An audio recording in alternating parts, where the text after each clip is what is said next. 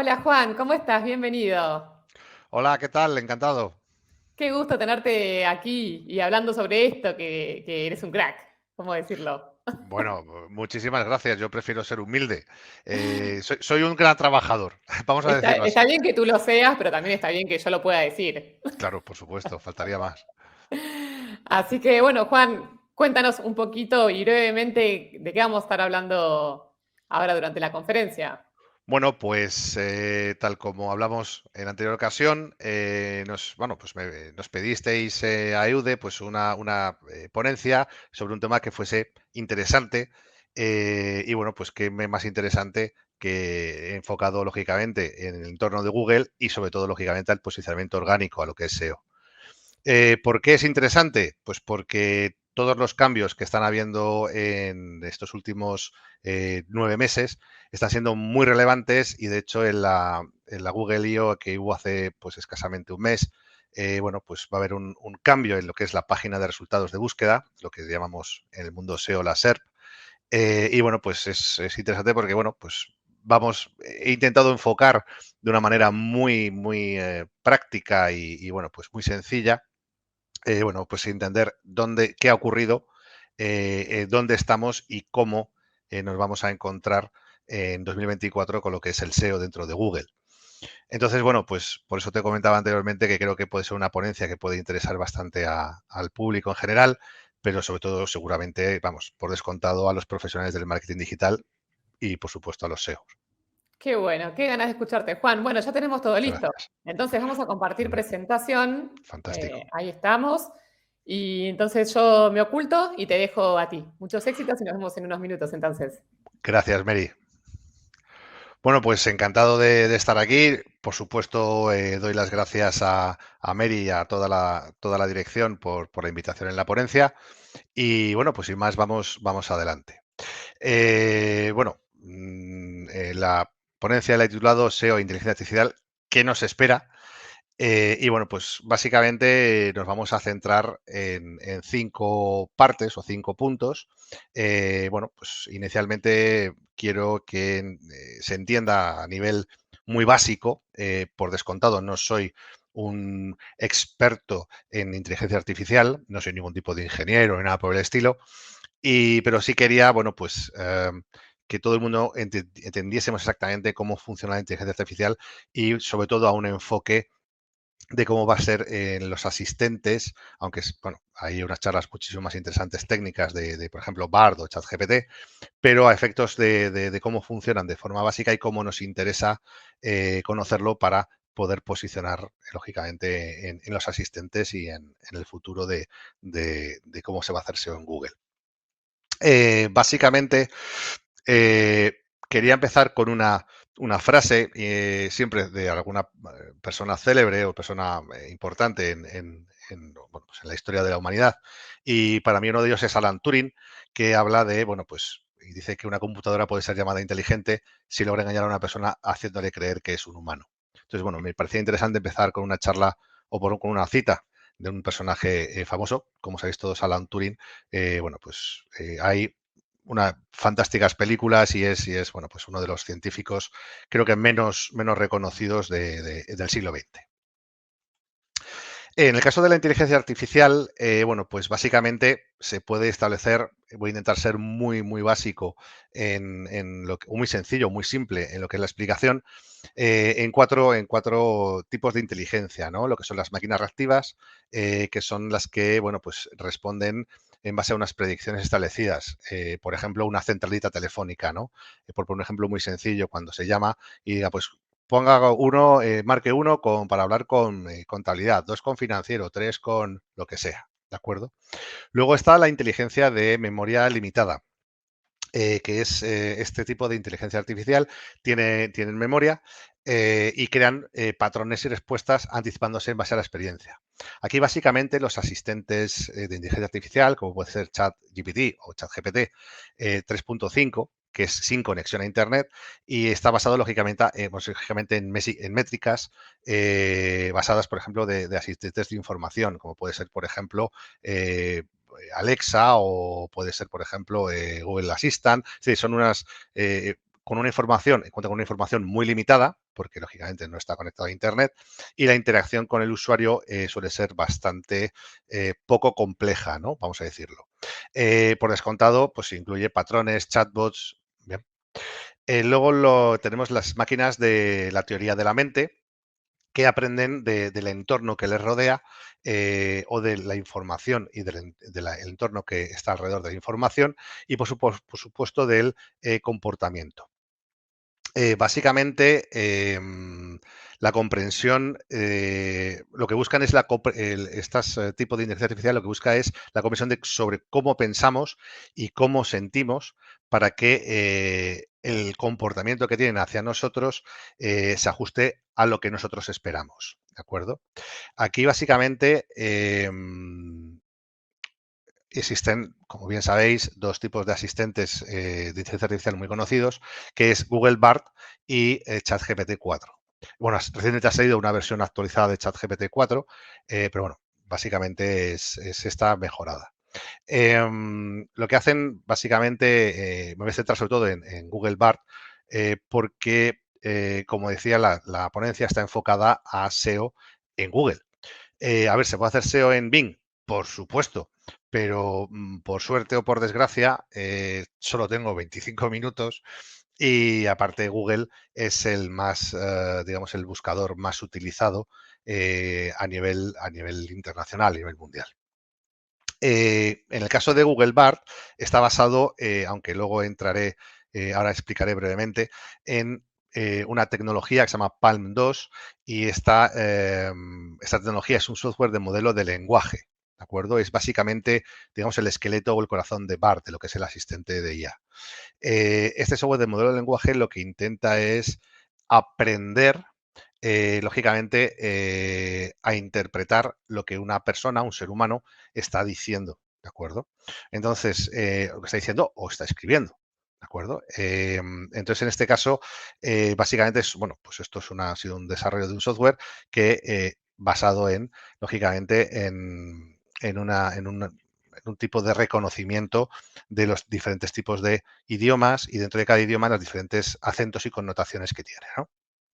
En el caso de, perdón, un segundín, ya está. En el caso de tomamos Lambda, por ejemplo, es la suma de un aprendizaje automático. Es decir, PAM2 se basa en Lambda y Lambda es esa suma de aprendizaje aprende de su propia experiencia. Es decir, tiene un aprendizaje automático y profundo.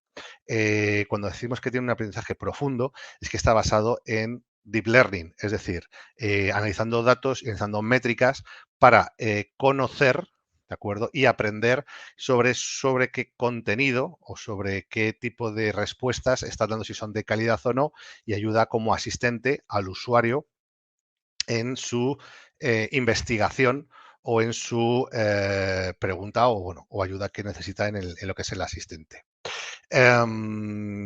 Digamos que es un asistente de voz evolucionando. El asistente de voz ha evolucionado a lo que es el asistente de inteligencia artificial. Hace pues 3 años, bueno, ya conocíamos pues lógicamente Alexa, conocíamos Google Assistant. Y entonces, bueno, pues básicamente es una evolución de este asistente incluyendo una inteligencia artificial.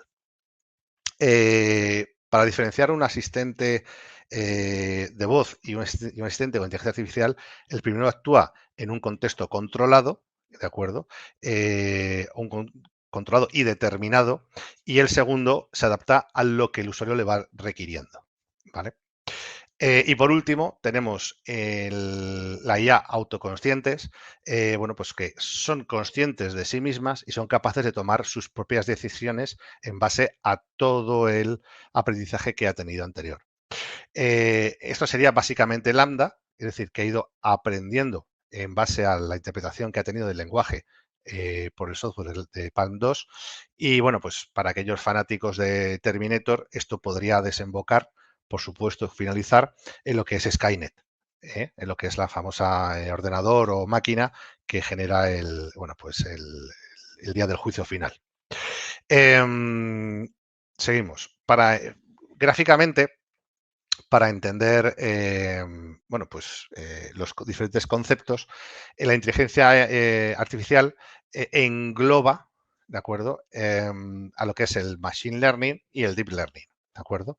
El Machine Learning son sistemas que aprenden basándose en grandes cantidades de datos, ¿de acuerdo? Es decir, en un histórico. Y, por supuesto, el Deep Learning, sistemas que funcionan con redes neurales sin guía humana.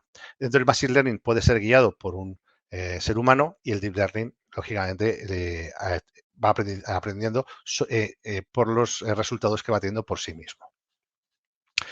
Dentro de lo que es aquí, la inteligencia, el Machine Learning y Deep Learning, dentro de la inteligencia artificial tenemos programas con habilidad de aprender y razonar como humanos. Eso sería la inteligencia artificial. Dentro del Machine Learning tendríamos algoritmos que son capaces de aprender por sí mismos de la experiencia que han obtenido, y las Deep Learning son redes neuronales, tranquilos, no voy a entrar más profundamente en este tema, que se adaptan y aprenden de grandes cantidades de datos. Para entenderlo, por ser un proceso, para que sea un proceso muy simple, si yo dentro de un asistente de inteligencia artificial tengo una consulta, hago un prompt, lógicamente esa información me arroja en base a el proceso de información que hace la inteligencia artificial, me devuelve una respuesta. Y esa respuesta, yo como usuario la puedo dar como válida, que satisfaga mi necesidad de información, o no. Si no es así, vuelvo a hacer otra consulta, y eso denota que le indica a la inteligencia artificial que no he tenido la respuesta que yo deseaba, y le he dado una segunda pregunta, he hecho un segundo prompt, y eso, lógicamente, pues va generando esa prueba y error hasta que va teniendo una serie de respuestas muy confirmadas por diferentes usuarios. Es decir, si yo hago ese prompt, obtengo la respuesta correcta, y en ese resultado que me da el asistente de IA, lógicamente, pues la información es válida. Con lo cual, tendré ahí, ya hablaremos un poquito más adelante, de los enlaces cualificados, que serán muy, muy importantes dentro de lo que es el SEO en el 2024. Lógicamente, pues la inteligencia artificial ha hecho un rastreo de lo que es información en Internet para mostrarnos esa información que nosotros hemos consultado a través de la prompt, y si esa información que ha mostrado ha servido para satisfacer la necesidad de información del usuario, mantendrá esa web o esa información que ha obtenido de ese sitio web, lo va a mantener para sucesivas solicitudes o prompts o consultas o prompts de otros usuarios. Es decir, va haciendo una validación de lo que es la información que recoge en Internet, y la va mostrando al usuario, y en base a si ese usuario la valida o no, porque en lo que es sus propias acciones, pues esa información sigue siendo válida para el resto de usuarios que hagan solicitudes parecidas o iguales. Seguimos por aquí. Vale. Teniendo en cuenta esta explicación, insisto, he intentado ser lo más sencillo y lo más simple posible de lo que es la inteligencia artificial, tenemos que entender qué es Google. Y aquí, bueno, siempre la pregunta es, bueno, Google es una empresa de tecnología o un holding de empresas tecnológicas, es decir, podemos entrar, pero básicamente, a efectos reales, Google es una agencia de publicidad. Y el producto estrella de Google es Google Ads. Es su sistema de publicidad basado en subastas, basado en pujas, y lógicamente donde se muestra este tipo de publicidad es en su buscador. Entonces, el objetivo lógicamente, del buscador es proveer de los mejores resultados en base a la búsqueda del usuario. Casualmente, es justo hemos estado hablando que es lo que también va a hacer, o que ya está haciendo, el asistente de inteligencia artificial. En este caso, en Google, sería Bard. Entonces, si hacemos un pequeño ejercicio, ¿qué es lo que hace Google independientemente de la inteligencia artificial? Hace un rastreo, trae toda la información e indexa toda la información que considera bueno, pues, relevante y esa, o vamos, sí es relevante y luego, lógicamente, esa información se posiciona. ¿Qué ocurre? Pues que en este caso el asistente va a hacer exactamente lo mismo. Va a traer toda la información que considera relevante y la va a ir, en caso de primeras consultas que ya se realicen de una temática específica, pues irá haciendo con prueba-error y en base a ese deep learning va a ir un procesamiento de aprendizaje y va a ir dando respuestas muchísimo más acertadas, muchísimo más específicas a la necesidad de información del ser humano o de la persona. Entonces, teniendo esto en cuenta, actualmente el contenido original de Internet se estima que entre un 20 y un 25% es original, siendo el resto duplicados, adaptaciones, versiones, etcétera, etcétera. Entonces, nos encontramos que si el asistente, ya vamos a enfocarnos ya más a Google y a SEO, si el asistente está trayendo información que no es más que un 20-25% original y es correcta, digamos que se encuentra con un buen problema, que muchas de las respuestas que va a ofrecer al usuario se va a encontrar que el usuario va a hacer un segundo prompt, va a hacer una segunda consulta, o una segunda, una tercera, una cuarta. ¿Qué ocurre? Que entonces nos encontramos que el asistente pierde eficacia, pierde eficiencia. Dicho esto, aquí nos encontramos que Google quiere, bueno, pues quiere plantear un escenario muchísimo más favorable para ayudar a su asistente que sea lo más efectivo posible. Entraremos un poquito más adelante en la presentación. Para el contenido, antes de esta irrupción de la IA, Google creó un factor de calidad que no es un factor de posicionamiento importante, que es Google EEAT, que entraremos un pelín más adelante a explicarlo. Y con este factor de calidad lo que hace es la interpretación del contenido y, por supuesto, identificar si es contenido de calidad o no. La irrupción bueno, pues el último Google I.O. fue que Google quiere retomar, quiere mejorar y ofrecer el mejor contenido y, por descontado, Google hasta la fecha de hoy está perdiendo una batalla contra su gran competidor, que es Amazon. Es decir, casi todos los usuarios, cuando buscan comprar algo, comprar una bicicleta, comprar un ordenador, comprar lo que sea.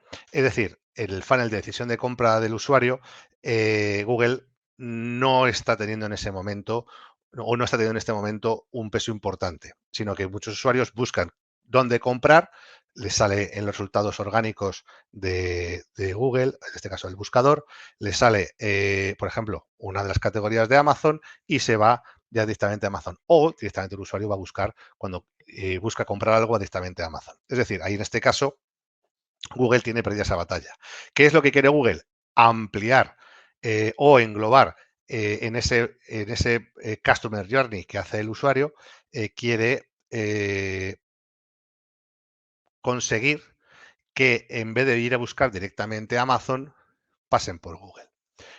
Por eso quiere ampliar la importancia del buscador con el asistente de inteligencia artificial, el funnel de decisión de compra del usuario.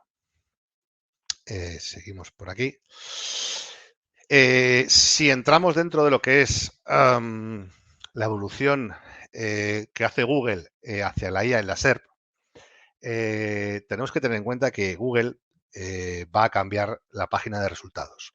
Para cambiar la página de resultados, ahora mismo tenemos para aquellos que se dediquen a SEO, tenemos lógicamente, bueno, pues los anuncios, luego tenemos generalmente el primer resultado orgánico y luego lógicamente tenemos, bueno, pues los featured snippets, tenemos las preguntas frecuentes, tenemos lógicamente ya pues segundas y demás posiciones. Hasta la fecha, o hasta hace muy poquito, teníamos los famosos 10 posiciones que tiene cada una de las páginas, cuando existía la paginación, de los snippets, de lo que son los resultados de búsqueda de cada una de las páginas. Entonces, a partir de aquí, como Google lo que quiere es que ese asistente de inteligencia artificial dé o provea unos resultados de calidad dentro de su asistente y que los 10 famosos enlaces azules, esas famosas 10 posiciones de orgánico, pierdan el valor actual que tienen y el usuario se centre solo en el buscador, básicamente está haciendo unos grandes cambios dentro de lo que es el algoritmo del buscador, lógicamente, de Google, para lo que es la implementación en el año que viene de BART en lo que es como herramienta dentro de la búsqueda en Google. Para ello ha realizado, y es curioso, he hecho eh, un cronograma o vamos, un histórico de agosto aquí. Y de agosto aquí, que estamos hablando que estamos en noviembre, que son solamente 3 meses, tenemos, pues, si mal no recuerdo, son 8, 3, 6, efectivamente 8 cambios que son muy relevantes y que quiero detallar de modo rápido, pero para entender el escenario. Hubo un core update en agosto del 2023, que es una actualización del propio core, del propio esqueleto, vamos a decir así, de Google. En esta actualización se sabe poco, ya que fue una actualización de núcleo, pero justo se hizo esta actualización, se indicó dentro de la documentación de Ser Central que los archivos CSV ahora sí se indexan dentro de lo que es los resultados de Google, con lo cual se pueden visualizar. La actualización, luego hubo una actualización de contenido útil en septiembre de 2023 que ha hecho, junto con la de Spam Update, mucha pupa, ¿de acuerdo? ¿Por qué? Porque esta actualización de contenido útil va enfocada a destacar y posicionar de modo más relevante el contenido original y útil. Y básicamente lo que está es preparando el terreno para el desembarco del asistente. Esta actualización de contenido útil ha realizado acciones negativas, es decir, hablamos de penalización, para contenidos de terceros alojados en subdominios o que falsificaban la actualización de actualizaciones de páginas. Algún pequeño matiz. Google tiene, bueno, pues dentro de sus grupos o grupos de factor de posicionamiento, existe lo que es Google Freshness, que Google Freshness lo que analiza es la actualización del contenido. Cuando el contenido esté muchísimo más actualizado en una página específica del sitio web, esa página le da cierto valor a la ponderación de valores que da los diferentes grupos de factores y ese valor básicamente lo da por la actualización.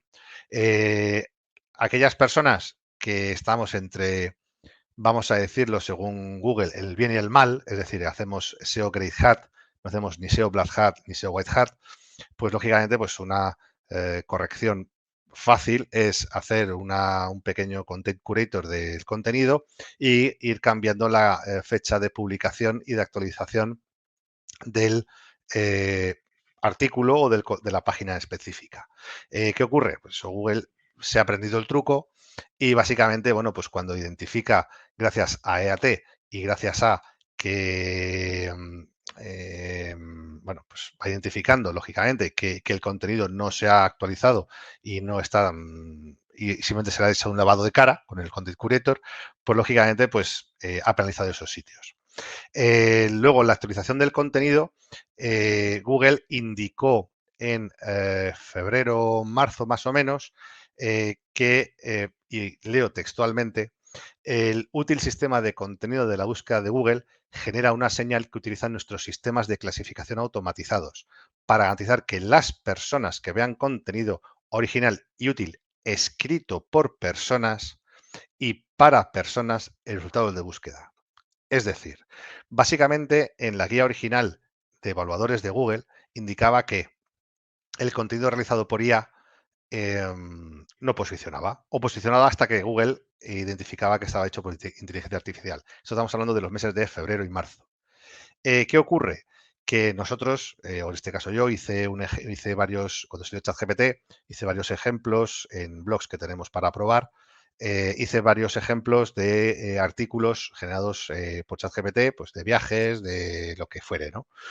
Y es verdad que los 10, 12 primeros días posicionaba muy bien, pero luego pegaban un bajón espectacular. En el momento que Google identificaba los patrones de redacción de lo que es el asistente de IA. En este caso, ChatGPT, que era, si mal no recuerdo, el 3.5. En la nueva guía actualizada de lo que son los evaluadores de Google, y leo textualmente, el útil sistema de contenido de la búsqueda de Google genera una señal utilizada por nuestros sistemas de clasificación automatizados, sí, es el mismo texto que el anterior, para garantizar que las personas vean contenido original y útil creado para las personas en los resultados de búsqueda. Es decir, se enfoca en el usuario que va a recibir la información, pero le da exactamente igual quién la genere. Si lo genera la inteligencia artificial o lo genera un ser humano. O es decir, o un ser humano con un asistente. Entonces, esto ha salido recientemente, hace pues, escasas semanas. ¿Esto qué significa? Que Google ha cambiado su forma de valorar la generación de contenido. Es decir, la generación por IA es válido para generar contenido, artículos, por ejemplo, dentro de lo que es un blog, por descontado. Seguimos y voy a ir un poquito más rápido porque creo que se me va a echar el tiempo de encima. Eso sería dentro de la actualización de contenido de útil de septiembre. Eso está comentado vamos, en esto que hemos comentado hace poquito. Luego, el Google Spam Update, básicamente ahí lo que he realizado es pues todos aquellos artículos que estaban duplicados, escaso valor, tal, les ha pegado una barrida, artículos o contenido, ¿de acuerdo? Les ha pegado una barrida espectacular. Ahí la única solución que existe para salir de ese barrido que ha hecho el Spam Update es hacer un Content Curator del contenido. No queda otra, ¿de acuerdo? ¿Cómo se hace un Content Curator? Pues de contenido, muy fácil. Irnos a Analítica. Bueno, primero ir a Google Search Console o a la herramienta que tengamos de monitorización de Google, del posicionamiento, ver exactamente qué posición tenía y qué posición ha perdido, y por descontado ese artículo si tenía mucho tráfico o no. Si tenía poco tráfico, pasaremos de él. Si tenía mucho tráfico y estaba bien posicionado, pues tendremos que rehacer ese artículo. ¿De acuerdo? Esto sería la actualización de contenido, perdón, la Google Spam Update. Luego en la Core Update de 2023 es una ampliación del core de Google al Spam Update, uniendo otros idiomas. ¿De acuerdo? Es decir, quiero recordar que era chino, hindú y un tercero que no recuerdo ahora mismo cuál es. Luego, en la fusión de datos estructurados, hago una pequeña inciso. Una herramienta que tenemos todas las personas o profesionales que realizamos el SEO es, a través del marcado de datos estructurados, indicar qué contenido y qué es cada contenido a Google. Pues, por ejemplo, en el caso de la dirección, por poner un ejemplo muy básico, la dirección de un local o de unas oficinas, indicar con la etiqueta de marcado estructurado que esa es la dirección de la oficina. O, por ejemplo, que esta imagen es el logo. ¿De acuerdo? Entonces, lo que ha hecho Google recientemente ha sido una fusión de las diferentes sintaxis que hay de datos estructurados. Esto genera mayor flexibilidad y eficiencia para la gestión de los datos estructurados. Es decir, está dando mejores herramientas a los webmasters y a los SEO para que Google pueda entender bien cuál es el contenido que existe dentro de cada una de las páginas del sitio web. Luego, es curioso que en 2015 Google indicó que el modo de rastreo del algoritmo cambiaba de ser de desktop y luego clasificar para móvil, y indica que a partir de 2015 rastreaba para móvil y luego clasificaba para desktop. Eso lo dijo en 2015 y ahora dice que finaliza el despliegue anunciado desde el año 2015. ¿No os parece raro que después de 8 años finalice un despliegue? Muchos años me parece. Por lo que ahora indica que ya 100% va a rastrear para móvil y clasificar para desktop. Ahí lo dejo. Luego está el Google Rollouts de noviembre, que es otro core update, que está enfocado a mejorar la relevancia y la calidad de los sitios web rastreados. Volvemos otra vez a otra actualización de contenido y directamente desde el núcleo de Google. Y luego en noviembre de 2023, fijaros lo importante que es una Google Reviews Update, es decir, las famosas valoraciones que hacen los usuarios con las estrellitas famosas en la ficha de Google My Business, en Google Maps. ¿Esto qué significa? Que está buscando el contenido, depurar el contenido para ser el mejor asistente de inteligencia artificial. ¿De acuerdo? Bien, seguimos. Aquí. Lo que os quería mostrar, básicamente la nueva página de resultados de Google, fijaros que va a ser esta que aquí presentaron en la I.O. de hace, insisto, unas semanas que hizo bueno, pues, Google en una presentación. La parte de arriba va a ser de pago. Por descontado, nos jugamos algo que también habrá algún tipo de publicidad puesto abajo e intermedio. Orgánico, fijaros que lo divide en 3. Ya no va a ser los 10 enlaces, 10 enlaces o los 10 snippets de lo que es las diferentes posiciones orgánicas. Luego, fijaros que en la parte superior y en la parte lateral van a aparecer datos que Google va a definir que son de ellos. Ahora entraremos a definir que son fichas muy parecidas a las que nos aparece si utilizáis Android y utilizáis Google Assistant en, por ejemplo, las noticias, ¿de acuerdo? Y básicamente, pues ahí aparecerán esas fichas o dependiendo de las búsquedas que se realicen, ¿de acuerdo? Entramos en la parte de cómo se hace SEO hasta hoy, ¿de acuerdo? Hay 4 fases en lo que es el procedimiento SEO, que hablamos de rastreo, indexación, posicionamiento, oposición y optimización. Básicamente, en rastreo es la famosa araña de Google nos rastrea toda la información que nosotros dejamos de cada una de las páginas de nuestro sitio web.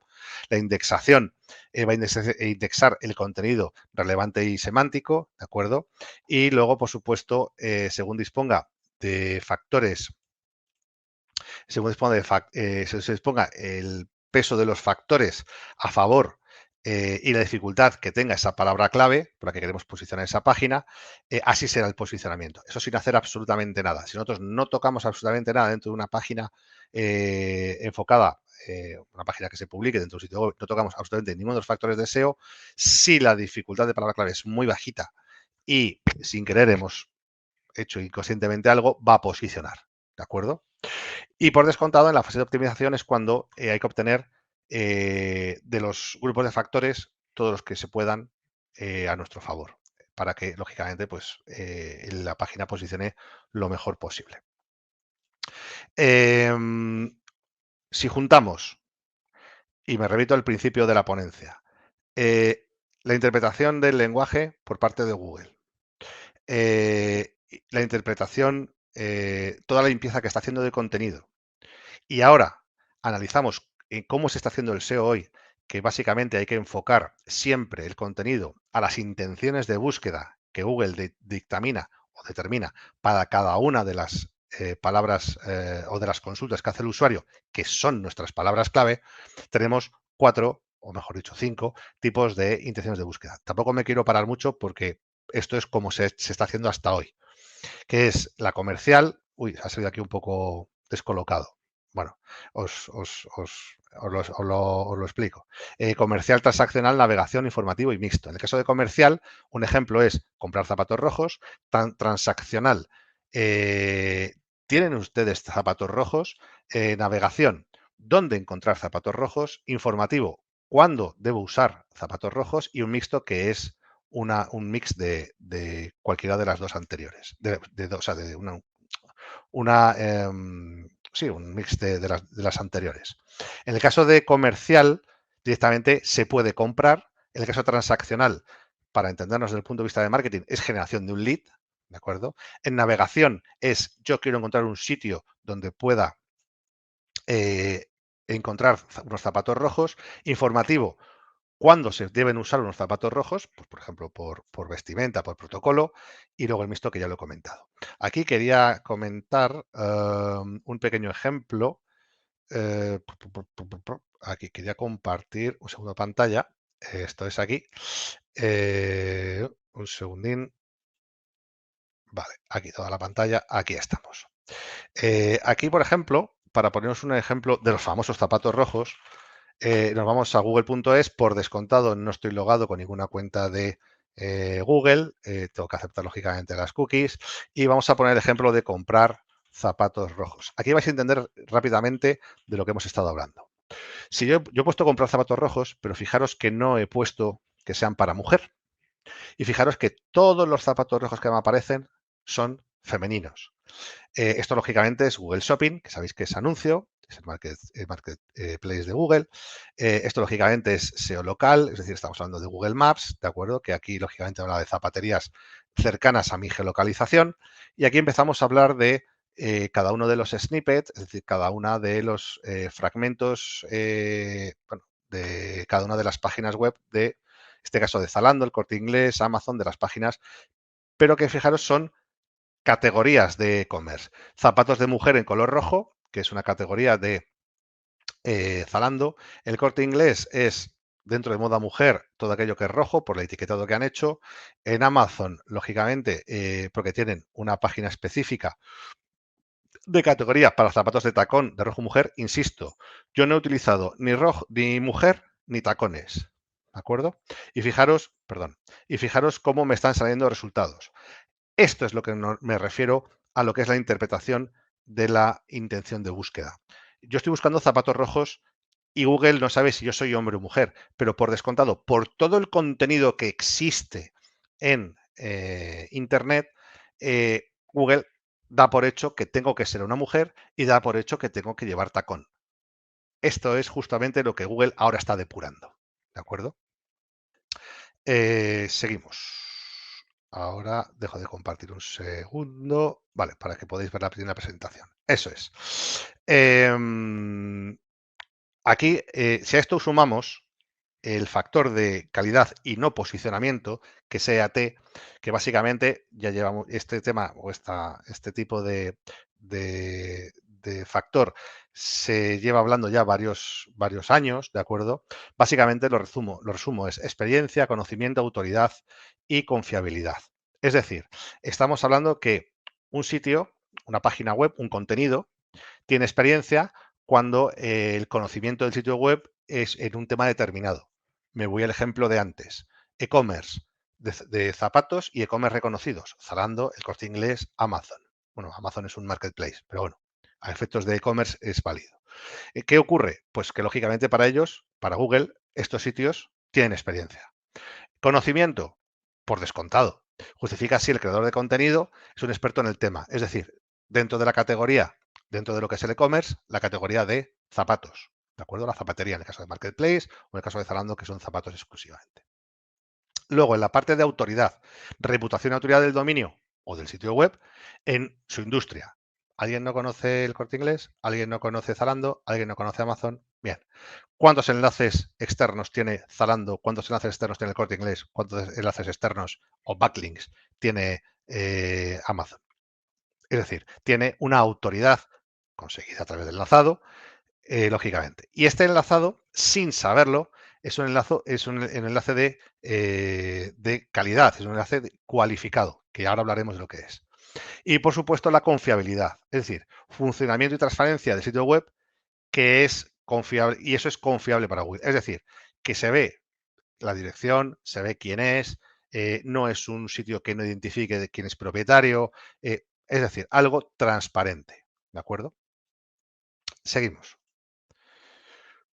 Vale. Aquí os he puesto los factores dependiendo de cada una de las bueno, áreas que desde el punto de vista de SEO se pueden o se tienen que optimizar. ¿De acuerdo? Voy rápido. Usabilidad, tenemos que sea mobile only. Acordaros, 2015, 2023, 8 años para el rastreo de móvil y clasificación en desktop. Bien. Keyword Research, que esté enfocada en la arquitectura, es decir, hablamos de niveles de enlaces. Experiencia de usuario, estamos hablando, por supuesto, de si el contenido es de calidad. EAT, lo acabamos de ver. Eso a nivel de UX/UI. A nivel de on-page, hablamos de dominio, metaetiquetas, encabezados, canonical, ALTs y titles en imágenes, optimización de las imágenes, peso, por supuesto, redirecciones, que no haya excesivas páginas 404, contenido semántico. El contenido semántico da, lógicamente, a que una web sea semántica. Ahora hablaremos en el SEO que viene lo que es la web, vamos a decirlo, semántica. Bueno, ahora lo veremos, no quiero adelantarlo. Es en el caso de on-page. En el caso de hosting, ¿qué evalúa? ¿Qué grupos de factores? ¿Qué evalúa Google? Que el sitio no tenga demasiadas caídas de hosting o de servidor, que no haya demasiados errores 500, el número de 404 no sea elevado y creciente, que tenga, por supuesto, certificaciones SSL y por descontado tenga la conexión HTTP3 que es encriptada. Recordemos que HTTP 1.1 es la primera conexión que había en Internet entre lo que es el usuario, el navegador y el sitio web. La 2 es, lógicamente, la que va siempre con certificado de seguridad, SSL, el famoso candadito. Y la 3 es la que ya va encriptada. Luego tenemos los CDNs, los Content Delivery Network, es decir, la red de distribución de contenido, que cuando estamos queriendo posicionar un sitio en un país, por ejemplo, estamos en España y queremos posicionar en Estados Unidos, la distancia existe, es decir, y eso genera una latencia en la velocidad de carga. Por descontado, si vamos a países ya de Asia, tendremos que, lógicamente, tener otro CDN, así sucesivamente. Y eso influye, lógicamente, en lo que es WPO, que es la mejora de velocidad de carga. Herramienta que se utiliza mucho para valorar Google PageSpeed Insights, ¿de acuerdo? Seguimos. Contenido. Contenido único que hay entre las etiquetas. Aquí tengo que hacer una pequeña mención. Si os leéis las guidelines que da Google a sus evaluadores, básicamente ellos indican que el contenido, hay dos tipos de contenido dentro de una página web, de un sitio web. Fijaros que os digo todo el rato durante la ponencia, página web de un sitio web. Es decir, un sitio web pueden ser una o 17 páginas web, ¿de acuerdo? Pero Google lo engloba como sitio web, ¿de acuerdo? Dentro de lo que es una página web de un sitio web, Google considera que lo que está entre las etiquetas body es el contenido principal y el contenido que aparece en las etiquetas head o header y footer, es decir, el encabezado y pie de página, es contenido suplementario o secundario, que tiene que ayudar a entender el contenido principal. Y básicamente, pues el contenido único tiene que estar siempre en las etiquetas body. Fijaros que el encabezado y el footer se repiten en todas las páginas, ¿correcto? Búsquedas del usuario en la arquitectura de información, es decir, que la propia palabra clave esté dentro de la arquitectura de información y por descontado en el contenido. Y luego, pues, redes sociales. ¿Las redes sociales es importante para el SEO? Sí, porque genera un posicionamiento indirecto. Es decir, Google, una de las formas que estaba utilizando hasta hoy es ver las métricas de las redes sociales, sobre todo en Twitter, en Pinterest y en Facebook, para ver si una página el contenido de una página es de valor o no, dependiendo de los me gustas o las comparticiones. ¿De acuerdo? Y por descontado, el CTR. El CTR en SEO es una métrica que existe dentro de Google Search Console y por descontado es si hay número de clics entre número de impresiones por 100, que es el CTR. Lógicamente, tenemos un CTR elevado, es que lo que busca el usuario, es decir, la consulta, lo que es para nosotros la palabra clave, y tiene muchísimos clics, es decir, tiene un CTR elevado, eso significa que primero tenemos el snippet optimizado y segundo tenemos el contenido acorde al snippet, acorde a la palabra clave o a la consulta que ha hecho el usuario y por descontado eso nos indicará que esa página tiene contenido de alto valor. Fijaros que todo el rato en la ponencia os estoy enlazando, os estoy uniendo contenido, contenido, contenido, contenido. Bien. Off-page, enlaces internos, el enlazado interno que hay entre las diferentes páginas del sitio web, el anchor text, que sabéis que es el texto que aparece en el hipervínculo, enlaces de dominios .edu, .gov, o sea, gobierno y government, que son interesantes, IP y rango IP de los dominios, ¿de acuerdo? Enlaces rotos externos y, por supuesto, el inbaiting, que estamos hablando de generar contenido y ese contenido nos va a generar enlaces. Esto es básicamente, resumiendo, lo que podemos modificar o lo que podemos optimizar a día de hoy para dar pie a lo que va a ocurrir en el 2014. Perdón, 2024. Entonces, es que parecía un 1, por eso he leído 2014. Entonces, en el 2024 nos vamos a encontrar con una web contextual 2.0. Me explico. La web contextual empezó a hablarse de ella en... bueno, primero vamos a decir lo que es. Es aquel sitio web con todas sus páginas que hace referencia a una temática específica y está especializado en ello entendiendo en mayor medida al usuario. Alguien dirá, eso es muy parecido a lo que puede ser una web semántica. Ahora entramos. Entonces, la web contextual genera un contexto de un sitio web en torno a una temática. Por ejemplo, un blog dedicado a viajes. Si empieza a hablar de las experiencias de los viajes, ¿qué ocurre? Si empezamos a hablar de, no sé, de balones de fútbol, lógicamente no tiene ningún tipo de sentido, ¿de acuerdo? Entonces, si se relaciona el contenido, es decir, el contexto hacia una temática y todo ese sitio habla de una temática en un contexto, ese dominio que alberga todo el sitio web, lógicamente va a tener una relevancia importante. Ojo, acordaros, EAT, experiencia, confiabilidad, eso hoy en día. Entonces, la primera pregunta que nos hacemos, ¿qué va a hacer Google cuando implemente Google BART en el buscador? Acordaros, el I/O de Google va a ser primero el cajón de búsqueda de Google. Una pregunta que se me ha olvidado haceros internamente esta pregunta. ¿Cuántos de vosotros utilizáis las categorías en la navegación cuando vais a Amazon, a comprar en Amazon? Nadie. Bueno, yo a lo mejor que estoy un poco, soy un poco friki, me pongo a mirar las categorías. Es infumable. Vais todos al cajón de búsqueda. Eso va a ser Google con la inteligencia artificial. Va a tener el cajón de búsqueda para que el asistente le ayude y generar los enlaces cualificados, que ahora entraremos en los clics cualificados. Esa web contextual va a ayudar a que el bot de la IA, de este caso de BART, tome esa información y diga, ojo, que este sitio web es referencia a esta temática. Es decir, ya no vamos a ir a un enfoque en posicionamiento de un estudio de palabras clave. Vamos a ir a un enfoque de posicionamiento de prompts. Diría que puede ser un enfoque al long tail. A long tail keyword. Aquellos que os dediquéis a esto, seguro que lo estáis entendiendo. Un enfoque de long tail, estamos hablando de una frase. Quiero comprar zapatos rojos para una fiesta en Nochevieja. Eso es una long tail. Una palabra clave simple es, por ejemplo, comprar zapatos rojos, zapatos, una palabra clave compuesta es zapatos rojos y una long tail, comprar zapatos rojos. Pero comprar zapatos rojos para una fiesta en Nochevieja, nos estamos yendo a una long tail. ¿Y eso no es un prompt? ¿Alguien me dice qué diferencia hay entre un prompt? Sí, porque le dices al asistente, oye, Bart, quiero que actúes como un asistente de moda o un personal shopper. Vale, le estás diciendo cómo tiene que pensar, pero luego le indicas lo que quieres. Quiero que me afrontes o quiero que me dé los resultados de dónde tengo que comprar o dónde puedo conseguir unos zapatos rojos para mi fiesta de Nochevieja. Eso es la web contextual. Va a dar esa información al asistente de inteligencia artificial y va a dar ese prompt. Va a hacer resultado a ese prompt. Eso es lo que está ocurriendo en IA ahora mismo, pero va a ocurrir en el buscador. ¿De acuerdo? Entraríamos ahora, antes hablábamos de, por ejemplo, que es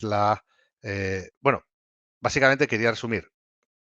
Va a haber menos, dentro de los resultados que va a tener la inteligencia artificial, que va a tener Google Bart, van a ser menos opciones, porque van a ser 5, y va a tener más contexto, ¿de acuerdo? Porque van a ser 5 enlaces muy directamente relacionados, que son enlaces cualificados a una información que el usuario está aprobando al no seguir buscando, a no seguir haciendo más prompts. ¿De acuerdo? La web contextual, que yo le llamo 2.0, va a entender lo que el prompt quiere, lo que el asistente de inteligencia artificial necesita, ¿de acuerdo? Satisfaciendo, lógicamente, la voracidad de datos y obteniendo y optimizando las métricas que busca ese asistente. Luego entramos en lo que son los clics, perdón, antes lanzaba la pregunta de diferencia entre una web contextual y una web semántica, ¿de acuerdo? La web semántica es la que facilita a Google la comprensión de un texto, teniendo en cuenta el contexto temático y dar la mejor respuesta a la intención de búsqueda del usuario. Fijaros la diferencia. La web semántica es la que facilita a Google a entender el sitio. La web contextual, como yo he definido, es la que genera toda la información para satisfacer a la inteligencia artificial. Todo el contexto y no solamente el contenido. Con esto os estoy indicando el camino para las estrategias de contenido que tenéis que hacer para estar posicionados en el momento que salga el asistente en el buscador. Generar un contenido en base a long tail. Aunque ahora mismo, si lo hacéis y no existiese la inteligencia artificial, diréis, no lo voy a hacer porque tengo un volumen de búsquedas muy bajo. Los clics cualificados provienen, el término clic cualificado proviene de las campañas PPC, las campañas de pago, ¿de acuerdo? Entonces son aquellos clics que finalizan en conversión. Es decir, yo genero una campaña en Google Ads, compro, digo, comprar zapatos, voy a una página y termino comprando en esa página. Eso es un clic cualificado. Básicamente, el clic cualificado va a ir a lo que es el asistente. El asistente no solo va a decir, oye, porque estos grupos de factores estén optimizados, voy a mostrar resultados, como ocurre ahora, sino va a decir, ¿cuántos prompts se hicieron? De este prompt que se hizo, ¿cuántas veces se fue a esta página y cuánto fue un clic cualificado? Clic cualificado no solamente a efectos de comprar, sino a efectos de información, acordados de la intención de búsqueda, a efectos de traer, de generar un lead, es decir, de todas las intenciones de búsqueda que hemos comentado, dependiendo de cada enfoque de cada una página web. De esta forma, lo que hace Google es, en este caso el asistente, dice, bueno, estos son los sitios que tengo que dar a mi usuario en lo que es la búsqueda del prompt, porque es el mejor contenido que le puedo proporcionar. Fijaros que estoy definiendo cómo trabajar el posicionamiento en Google Bar en base a todo lo que hemos comentado. Luego, por descontado, hay mayor importancia. Bueno, aquí hay una pequeña puntualización que va a trabajar mucho BERT. ¿Qué es BERT? No BART, cuidado, ¿eh? BERT. BERT es una actualización del algoritmo que trabaja sobre las búsquedas ambiguas. Rápido ejemplo. Si yo busco en google.com, Estados Unidos, busco Apple, ¿qué estoy buscando? ¿Fruta o la marca de Apple? Eso es importante. Entonces, dependiendo de la categoría, dependiendo de la temática, ¿de acuerdo? Si lo busco en tecnología o lo busco en alimentos, ¿de acuerdo? Eso es lo que hace ver, interpretar las búsquedas ambiguas. Y luego, siguiendo lo que es la mayor importancia de la arquitectura de un sitio web en la definición contextual, así como en la experiencia de usuario, que ya lo he comentado antes, y va a valorar las métricas. ¿Cuántos usuarios han dado por satisfechos su necesidad de información cuando han clicado este resultado en el asistente? Y luego, por último, y ya termino, mucho más peso al contenido de calidad. La estrategia de contenido SEO es muchísimo más importante que ha sido hasta ahora. Esa estrategia de contenido que se realizaba, por ejemplo, para el blog, va a tener mucha más relevancia en base a las nuevas intenciones de búsqueda. ¿Por qué? Porque vamos a dar más importancia a esa long tail que indicaba a lo que es el enfoque al prompt que se hace en el asistente. Y con esto, 1000 perdones por pasarme. Si tenéis alguna pregunta, Mary, encantado. Bueno, antes que nada, muchísimas gracias, Juan, por todo el contenido que has compartido. Fue muchísimo y muy interesante, muy interesante. Sabemos que es un tema que le interesa, diría yo, a prácticamente toda la audiencia. Bueno, Y esa ha sido mi intención. sí, y te has detenido, la verdad es que con muchísimo detalle para explicar y creo que prácticamente no deben haber quedado dudas. De todas maneras, bueno, ahora no tenemos tiempo para las preguntas, pero si han quedado dudas, probablemente te puedan consultar por redes sociales. ¿Eres Sí, activo? por descontado, vamos, tiene mi Twitter, tiene mi, por supuesto, LinkedIn. Por descontado, estaré encantado de responder a aquellas preguntas que tengan. Faltaría más. ¿Quieres repetirlos aquí, tus Sí, perfiles de redes sociales? ¿Te lo sí, sabes de memoria? sí, sí, sí, hombre, claro. En X o en Twitter es Sí. @cruzmoyano, con Y, ¿de acuerdo? Está verificado, con lo cual va a llevar su tic azul. Y en el caso de LinkedIn, bueno, pues Juan Moyano Cenarro y soy único. O sea, en este caso no hay muchas personas que se llamen igual que yo. Y bueno, pues es /consultor marketing, que es la URL de LinkedIn. Bueno, genial, Juan. Te agradezco enormemente el tiempo que te tomaste, la predisposición para participar. También para nosotros es un honor tenerte aquí. Así Muchas que gracias. nada, muchas gracias. Esperemos tenerte de vuelta pronto. Y bueno, un abrazo en nombre de toda la audiencia. Muchísimas gracias, ha sido un placer y por descontado contar conmigo cuando queráis. Excelente, un abrazo. Adiós. Adiós.